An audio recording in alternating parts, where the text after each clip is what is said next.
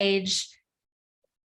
This is someone very near and dear to my heart. We have been in a beautiful partnership together, all really to help thought leaders get their message out to the world. That's what we care about most, is getting their message, their brilliance, their wisdom. And Amy and I realize we have a fun little duo here on the stage, and she's the page. So for those that have been wanting to take their thought leadership to the next level through writing a book, and really, as Amy so beautifully says, when you're out there speaking on stages, give the audience a little piece of you that they can take home. You've been wanting to, take that next possibility. For all of our speakers, if you've been thinking about how to turn this talk into that book, if all those things are things that you've been thinking about, this next session is going to be so valuable to you. Amy brings her heart, her soul, her brilliance, her wisdom. So we are going to give a big Purpose Pioneers welcome to Miss Amy Collette to the stage for her session all about the stage to the page and the page to the stage. Let's welcome Amy Collette.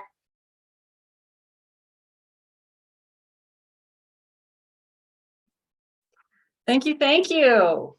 So excited to see all you awesome speakers and listen to some of your sessions. You've been amazing. So I believe in a world where we leave our stress and worry behind, and we consciously raise our vibration by choosing gratitude and positivity. So that's been my story, and that's the story I've lived. You'll hear more about that later, but it really is what I do as an author. My book is called The Gratitude Connection. And as a book coach, I get to help everybody else bring their awesome stories in an exponential way from the stage to the page. I love to work with speakers and thought leaders just like you. And I see speakers all the time. I mean, we know that having a book and having author behind our name makes it so much easier to book stages and to have that credibility behind you. In fact, event planners love to book authors because it gives them credibility. It gives the event credibility of like, ooh, an author. Somehow you instantly gain all this notoriety as an author. And it's an awesome thing and an awesome process to go from speaking your magic on the stage to going even deeper on the page. So why do so many of us speakers not have a book? Well, there are lots of reasons. And I'd love to hear yours in the chat. If there's anything that's kind of holding you back, that's been keeping you from doing that. I know one of those things is you just don't know where to start.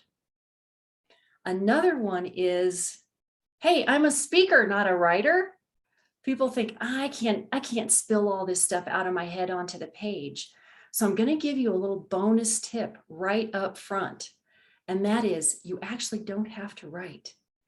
You can actually stay in the flow, just like Alex talks about how you don't have to rehearse your talk to death. You don't have to over prepare.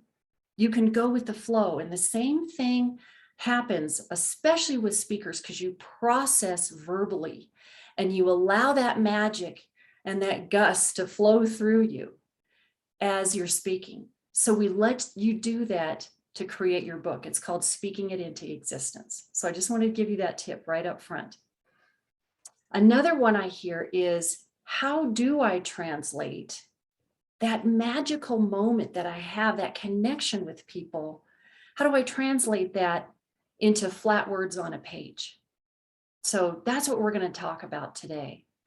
We're going to talk about how to take all those fears and turn them around, use that energy to propel you into becoming an author as well as a speaker.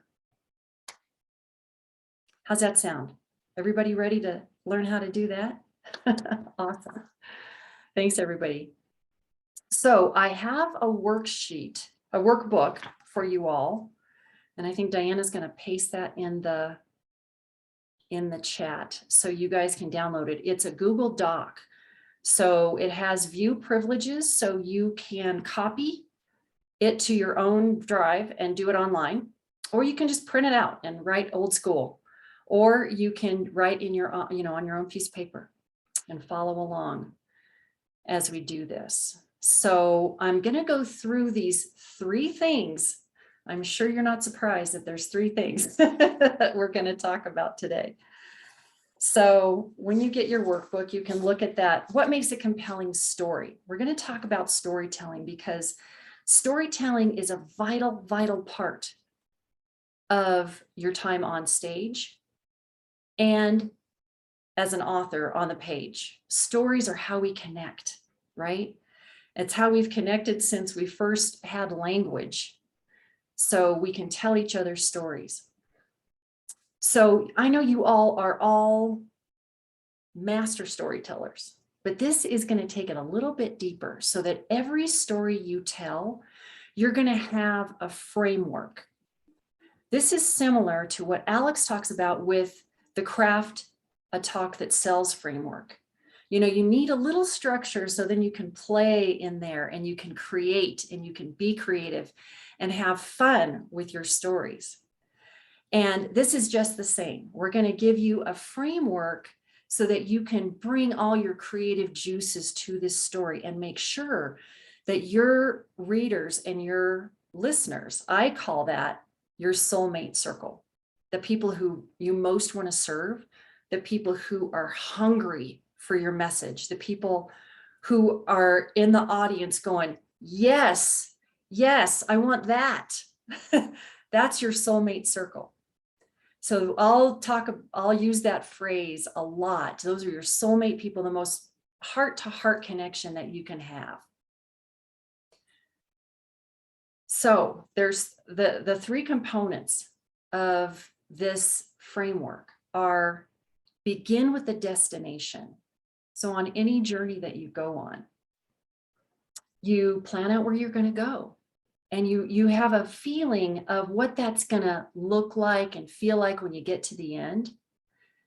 And then the second part is the roadmap. You create a map, what are all the high points that you want to reach on that journey. And then the third part is the points of presence. It's what I call points of presence. It's all those little bits that make the difference, those things that you remember when you go on a trip or a journey. Those are the things you come back and you tell people about. It's what really sticks with you. So all those components are the same things that go into your story. So how this is going to work in this workshop together is we're going to work through our workbook, and I'm going to give you some more detail on those 3 areas. Then I'm going to give you an example story, and you can follow along in the workbook and write down what you think those components are. So you can see it happen when I'm telling a story, and then it's going to be your turn.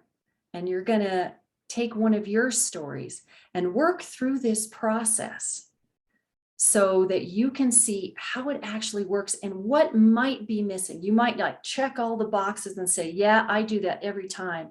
So that's going to be great validation for you. You may also find that in some stories, you're missing one of these elements. And so you can go back and easily put that back in. So everybody ready to jump in, get started? All right. Okay. So when you begin with a destination, this is the same thing Stephen Covey talks about, and you hear even Alex talks about, get in the mindset of your audience first. So you know better than anybody what your soulmate people need. You've been there. This was you before you made the transformation, right? We talked about that in the last session. So you know better than anybody what it means to have that transformation and what it feels like. So if you can get in your heart and understand what that feels like and get yourself feeling it in your body before you speak and before you write.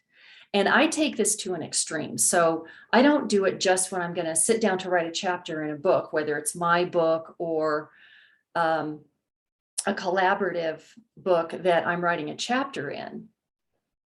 This is like when I sit down to write an email, or I sit down to write sales copy or a blog post, anything. Getting yourself in that mindset, in that feeling state of where you want your soulmate reader to go is absolutely essential. Because then you're going to stay in that place and you're not going to go off on tangents. You're going to stay with it so that you can be fully present for your people. And then they're going to be fully present with you when they're reading you or listening to you. Everybody do that before you go on stage? Do you kind of get yourself in that space, feel your feet on the floor, that kind of thing? Yeah, it works for writing too. So the roadmap is what I think of as the narrative. You know, when you're reading a story or reading a book, you have these hills and valleys, and there's some sense to it. And same thing when you're telling, whether it's a 30-second story or whether you're fleshing out a longer story in a chapter or even a whole book, this same narrative structure works, and it's super simple. So don't worry. You start with life before. That's what helps you set the context of what's going on. What was life before an event? And you'll see in your workbook, it says explosion. By explosion, I don't mean necessarily a bomb going off, but it's some big event in your life, or it's the big event in the story that forced a change. It's the catalyst for change or transformation. So that's the big difference that you see in the story. And then the promised land, you guys all know what that is. That's the transformation. That's what life looks like after this change has been made. And I think Laura earlier was talking about mess to message. Your story is from mess to message. That's kind of what's going on. So it's the mess is that life before. And often as speakers, I notice that we do in any kind of storytellers, we want to start with that event. We want to start sometimes with what was the big traumatic thing that happened, or what was the big exciting thing that happened, or where were we when some huge moment happened.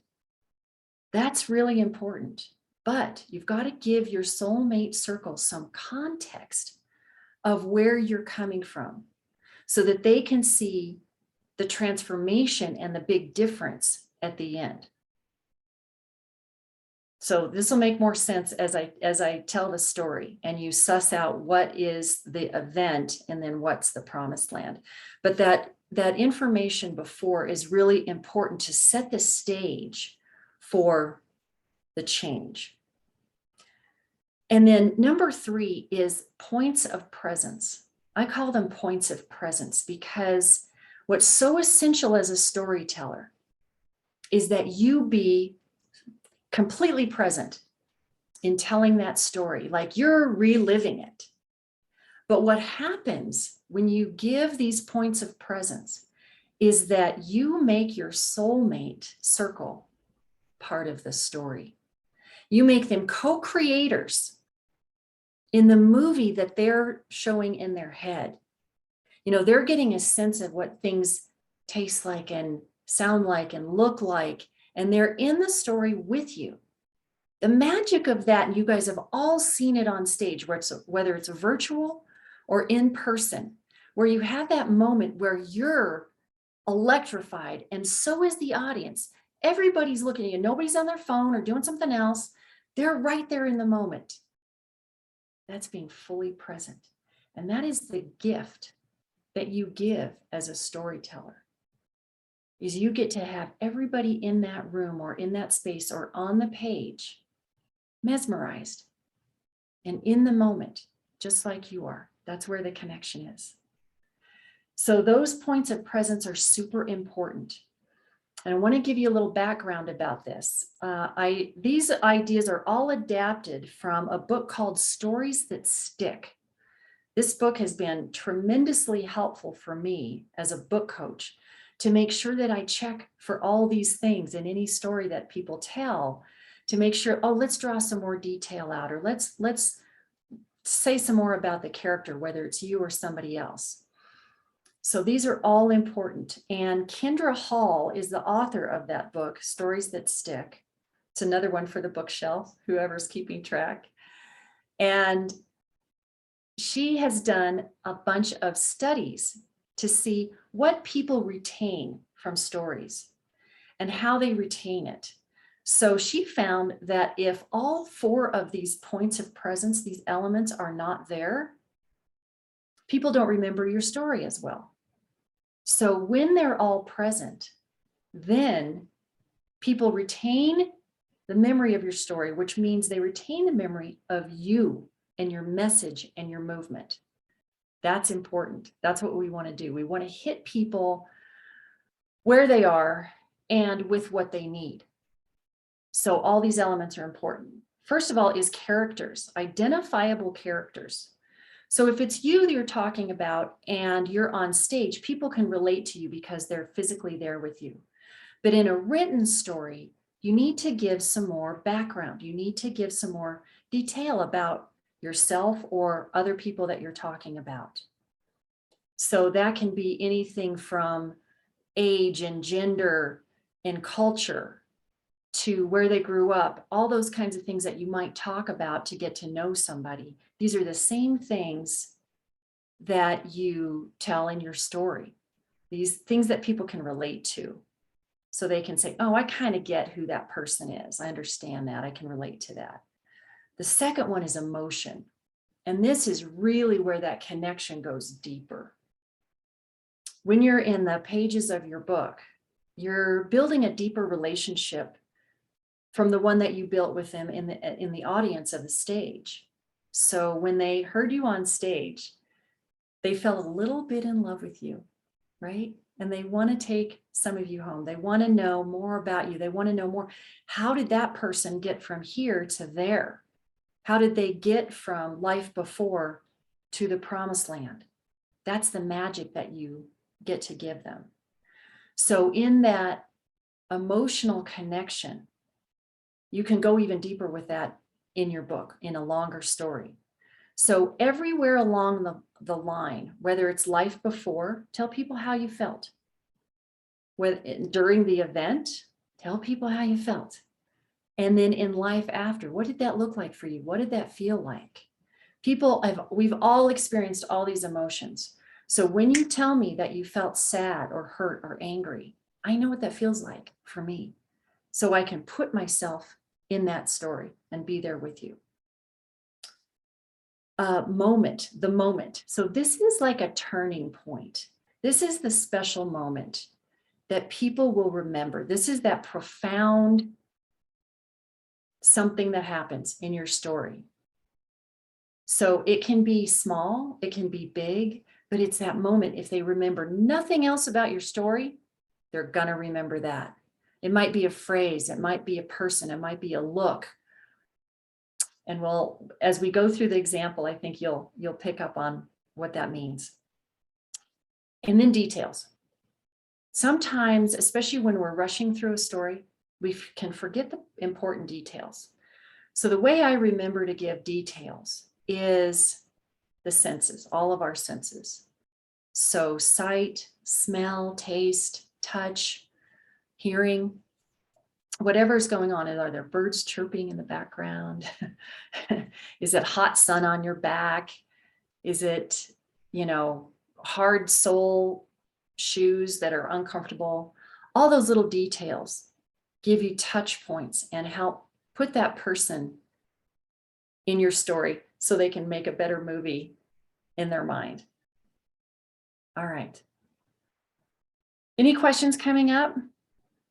Love to hear if these are all elements that you normally use, or if you tend to leave some of them out.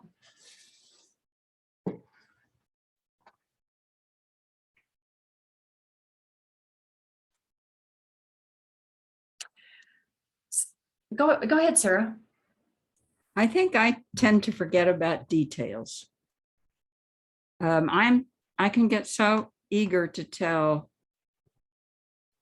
what happened that I think I don't sometimes wait and really describe the whole thing in enough detail for people to actually feel themselves into it, into this situation.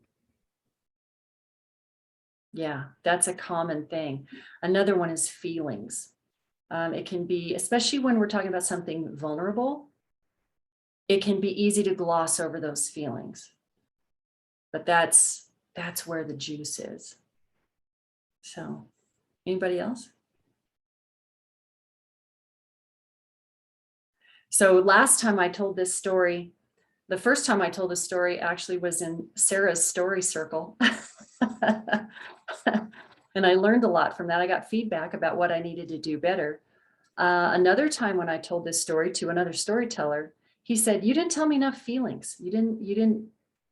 I was kind of lost about where you were going." So that was great feedback. And I'm going to ask you guys for feedback later. So keep your ears open. And when any questions come into your mind, go ahead and pop them in the chat and we'll talk about them after this example story. Okay. I'm going to follow my own advice and get myself into that beginning with the destination in mind. So I have something that I want you to feel. You know, I want you to feel a certain way at the end of this story. So the way I do that is I'm standing. I love to stand and have my feet on the ground so I can feel that steadiness. And then I take a few deep breaths, a couple breaths, and get myself in that feeling state of where I want my soulmate audience to feel.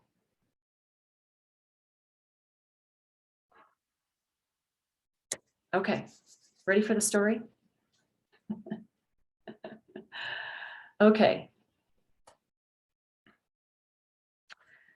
It was about 90 degrees that summer day that I was sitting on the bus going to a part of town that I wasn't familiar with. Had the address in my hand and I was kind of nervous I was going to get lost. But I was more nervous about what I was going to encounter when I got there. I was going to a hospital, but when I got there, it didn't look like a hospital. It looked like kind of like an apartment building. So I didn't really know what I was getting into. I was going there to visit my dad. And it was a rehab hospital. So it wasn't a big, huge, hospital, city hospital that we normally think of. It was just a building. And I had to ring the doorbell to get in.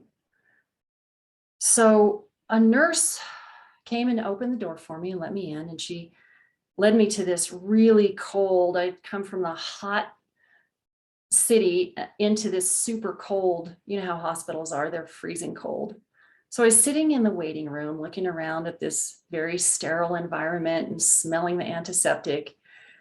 And in the freezing cold air conditioning, I was hugging myself for warmth, but also for comfort. I was sitting there trying to look brave, but I was so used to this life of all the things that went with being a child of an alcoholic. And my whole family was used to this cycle of, things would get better for a while and then some terrible thing would happen. And it was all caused by Dad's decision to keep drinking. And it got worse over the years. And it was just a lifestyle I never thought would change. We were just in survival mode as a family, financially and emotionally, we were kind of a wreck. So there I was, this 14-year-old kid, nervous and scared to see Dad. I didn't even know really what rehab meant or what it would put people through. So when the nurse came and got me and took me back to the room, I saw 2 beds and 2 men lying in these beds. Neither one of them looked like my dad.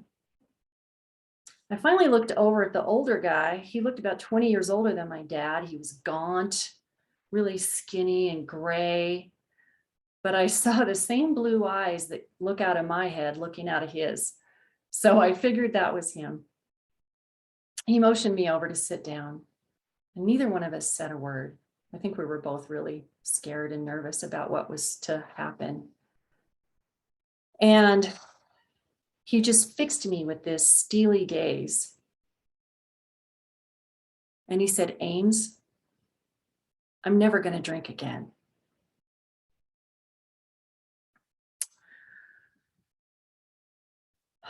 Well, a lot of emotions were going through my head right then, but I don't know if I restrained myself from rolling my eyes at that point, because that's how I felt. I was like, oh, here we go again. But some part of me wanted to hang on to that and believe it. We chatted for a while. I was worried about him because he looked so bad, but his energy was good. And I think he'd been dried out for a week or two. So he was starting to get some of his energy back and some of his personality. But I left there still pretty cynical. I took the bus back and I thought, well, it sure would be nice if something changed, but I didn't believe it for a minute that it would. Well, over the next few weeks and few months, I saw this guy emerge in my dad that I hadn't seen for a really long time. This was the smart guy, the funny guy, the guy who took us camping and hiking, and was a wonderful musician and singer. So I saw this guy and I liked him and I wanted to get to know him, but I still didn't trust him, did not trust it at all, because I knew at any moment it could change. So years later, that started to soften. You know, I went to college. I saw him still be sober and successful, doing well, going through hard times when, if anything would have sent him back to drinking, that would be it. And he didn't. That day when I was 14, sitting in his hospital room, he was 47. And from that day till the day he died at 86, he never took another drink.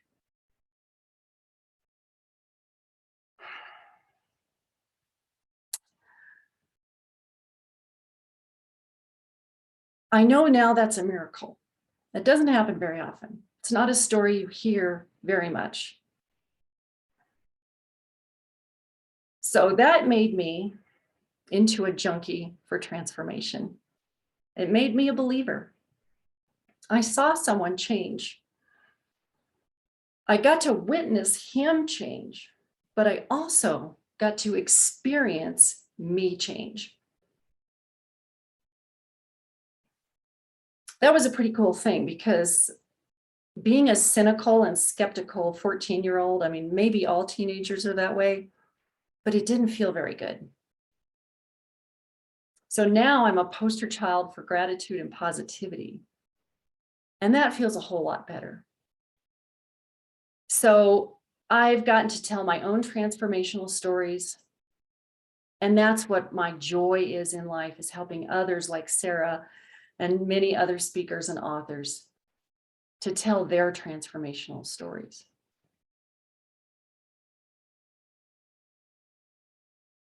I'm a true believer in the power of transformational stories. And I believe you are too. Thank you. So that's the story. Thank you. So I would love for you to go through. So as you went through the worksheet while I was telling the story, was it obvious? You can put this in the chat, what those big pieces were, those narrative pieces. And we'll go through this real quickly. Thank you for the feedback, Sarah. So in the roadmap, life before, what was life before? You can just write that in the chat if you want to. I gave a few details, like alcoholic family, right? We were just surviving. That really is all you need as life before. Wasn't real happy. The explosion. Yeah, Sarah says ups and downs, just surviving. Now the explosion was the catalyst for change. So what I see as the explosion, as the big event in this story, is that Dad went to rehab. That was really what started the transformation in motion. Instead of just continuing to choose alcohol, he chose to go to rehab. And that was enormous. That was the explosion. And then the promised land. Oh, so Sarah's asking, was there a reason he chose to go at that time? Yeah, it's kind of a long story. And that would be, if I was writing a chapter, I might go into that detail. But in this format, in a shorter time, I didn't want to go into a lot. It's kind of a long story. But yeah, of course, there's always a catalyst for that too. What was the reason? But the promised land then is the transformation that happens after the event, after that situation. Okay. And points of presence. So the points of presence are character. So the characters in the story. Now this is a little tricky because there's actually 3 characters in the story. But if you talk about identifiable characters that you can actually relate to, there's really only 2. One is me and one is Dad. The 3rd character was the nurse, but I didn't say anything about the nurse that might be identifiable, that might help you relate to her. So she's just kind of an extra in the movie. Emotions. We talked about a lot of emotions in that story. And I tried to say that, tell you emotions about how I felt before, how I felt during, and how I felt afterward. So if I didn't do that well, you can give me some feedback here in a minute.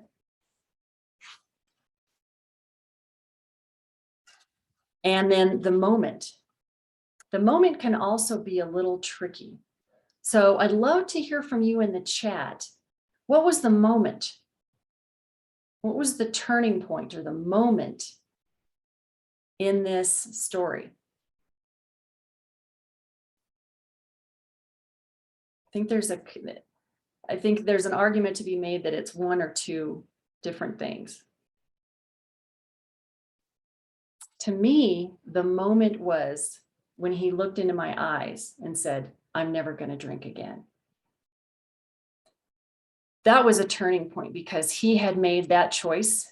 He had made that promise to himself, but he was also making it to me. I think there's another point in this story that might be considered another moment, memorable moment. And that was when I got choked up about how he never took another drink. So those are definitely related, but you could choose either or both of those as the moment. You may have that kind of thing in your stories too. So what did you feel after this story? I want to know if you reached the destination that I wanted you to reach.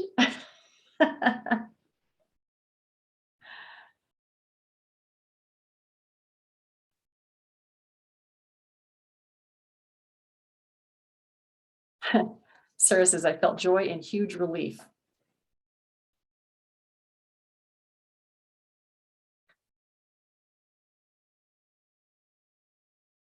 I'd like to know more about that, because what I want to get across in the story is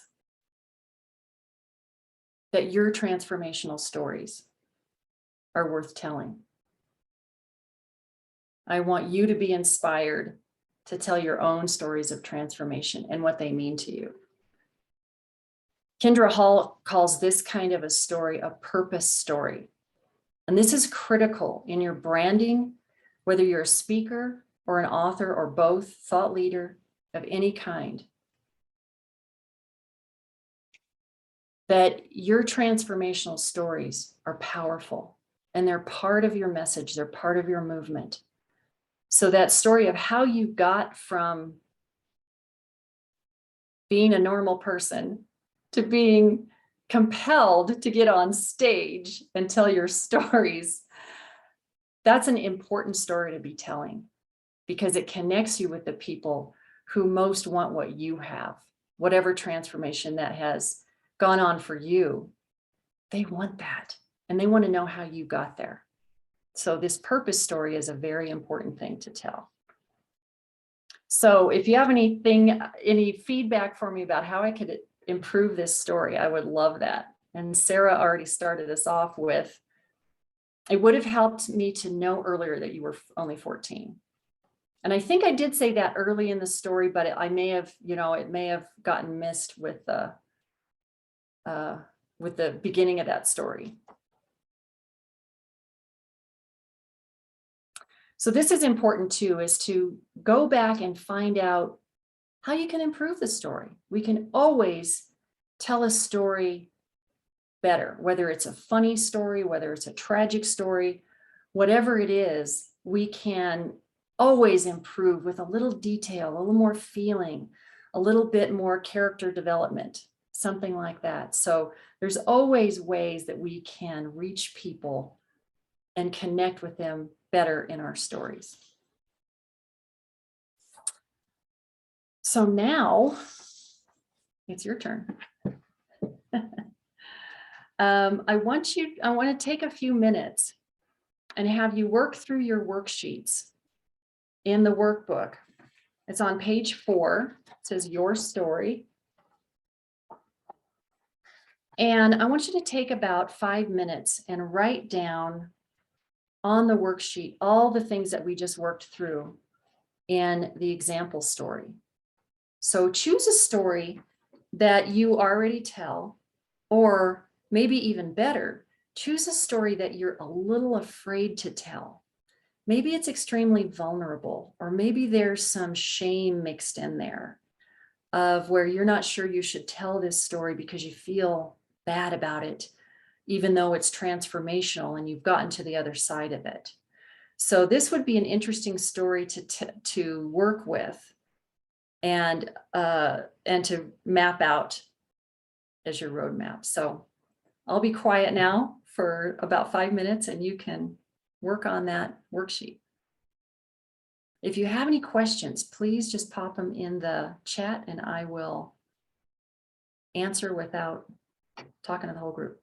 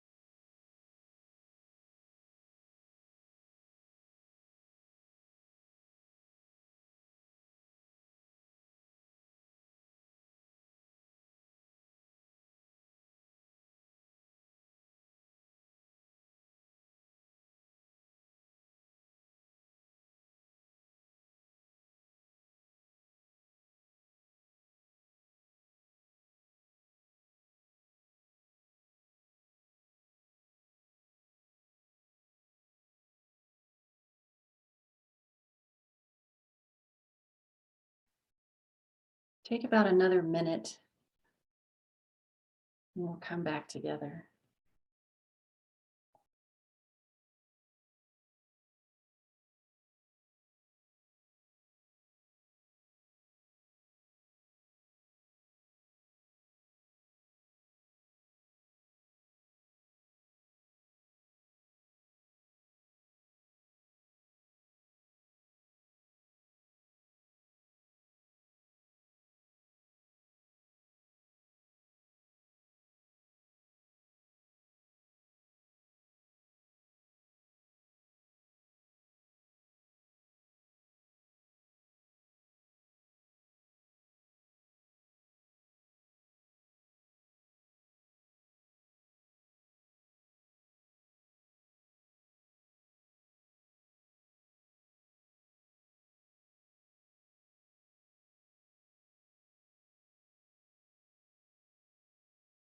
Okay, if you're not done, you can take it as homework.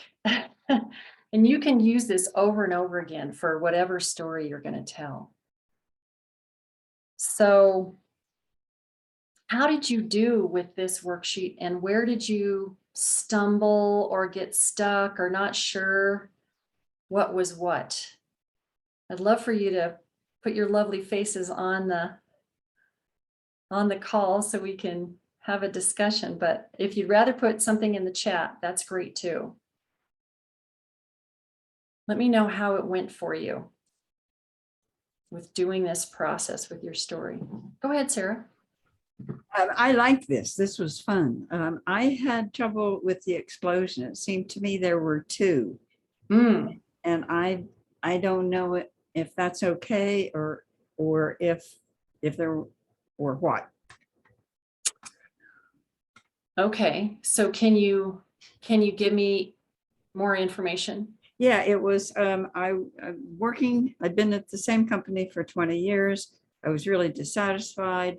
I couldn't figure out what to do, what I was going to do. I didn't, I was miserable. And one day going down the escalator, I suddenly felt like I had a wetsuit on. And I realized I have got to get out of here. But I couldn't figure out how I was going to do it. It was, I'd been there for so long. And then one day I was driving to someplace and I literally felt that my insides turn around, and it suddenly became clear to me what I needed to do, and I did it. So both of those were turning points.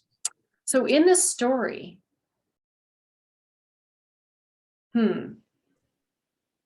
yeah. So there can be a difficulty making that distinction between what's the explosion and what's the moment. It sounds to me like the moment was when you knew what you had to do. When I was on the escalator, that was the moment. Well, you said you felt like you were in a wetsuit. Does Yeah. that mean you were numb or? No, it mean I don't know anything as constricting. Oh, constricted. Okay. As a wetsuit when you're not in water. Right. Okay. So to me, it seems like as a listener, that was the event that kind of led to your decision, led to the moment when you made a choice. I don't feel like I made it though. I feel like it happened to me. Oh, okay. Yeah. Yeah. Well, it's not so important that you know exactly, that you distinguish these two things, Yeah. but that they're both there because they were Right. both important to the story. Yeah. Okay. Yeah. And then you got to the other side, which was your promised land. Yeah. Right. Yeah. Yeah. Okay. Awesome example. Awesome example. Any other places where anybody got stuck on where did you feel like you were flowing really well with the story, and where did you feel like, I don't want to give all these details, or I don't want to talk about feelings? Were there any places like that you got stuck on fleshing out your worksheet?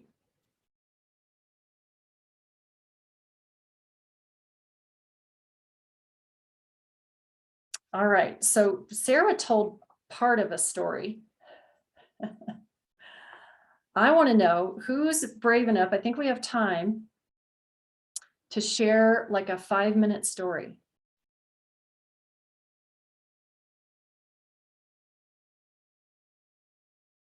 Who wants to share their story? And maybe we can give you some ways that we think that the story was awesome and other ways that you might be able to improve it. Who's ready to tell their story? Come on, I know somebody's here.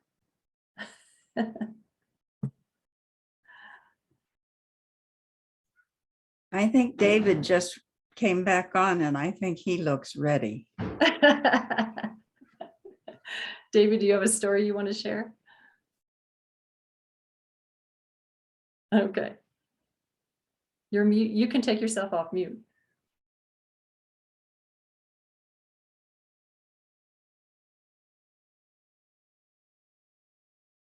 It's not working. We still can't hear you, David. That better? Oh yeah, there we go. We are.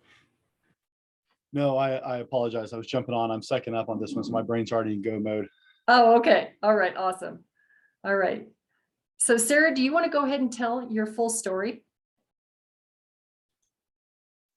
Yeah, but if nobody else wants to, I mean, it seems to me I've talked a lot. I was working for 20 years at a major pharmaceutical company that had a very good job. And most people would give a lot to be in this job. And I loved it for a long, long, long time. And then at a point in my life, it wasn't the right thing anymore. And we just come to those points when this is not the right thing anymore. But I couldn't figure out how am I going to not do this anymore? I mean, it's those golden handcuffs kinds of things. And people kept saying, you got to stay here, sir. You got to stay here. You got to stay here because you've been here and you'll lose a lot if you leave. And I'm just, yeah. And I said to somebody at one point, if I stay here, my soul is going to be a raisin. And it's not going to matter if I stay here or go somewhere else anymore. So I was really conflicted. And one day I was going down the escalator in the office building. And I suddenly felt like I had a wetsuit on. And I don't know anything that's more constricting when you're not in water than a wetsuit. I mean, I felt like I couldn't breathe. I felt like I couldn't move. It was a terrible feeling. And in that moment, I realized I have got to get out of here. I have got to figure out a way to get out of here, but I can't figure it out. I can't figure it. I just don't know. I was trapped. One day I was in my car. I was driving to a city. And I was driving through this absolutely gorgeous countryside. I was watching this beautiful fall and there were leaves changing. This was on the East Coast, so there were lots of beautiful trees. And I'm driving along and I'm not actually thinking about my dilemma because it's so beautiful. And all of a sudden, I literally felt the whole middle of my body inside turn around. I thought, oh, I know what I can do to get out. I got it. And from that moment, I put together a plan with the help of a couple of people. And over a matter of not that many months, sold my home, got rid of most of what I owned, drove across country from the East Coast to the West Coast, took a 1-room apartment in San Francisco that looked out all over the San Francisco Bay. I was as happy as I've ever been. And people who knew where I'd come from thought I was having a nervous breakdown. How could I love living in 1 room? It took me a while to realize what I wanted to do. What I wanted to do was have my own company.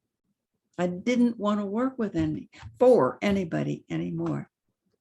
So I launched HeartCom and I've had it now for over 20 years. And it is such a freeing feeling. Is it hard being an entrepreneur? Yes. Is it better than working for somebody? Yes.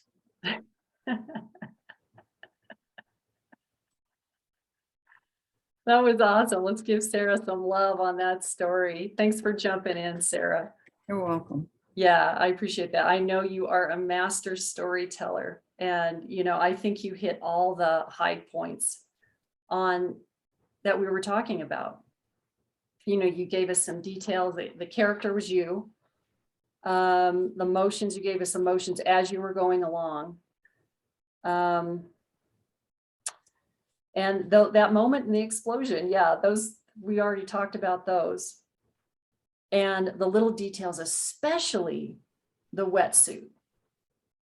Like, I would even argue that wetsuit was, so important in that moment, that turning point for you. That we can all viscerally feel that. Like, everybody will remember that, I think. Everybody gonna remember the wetsuit?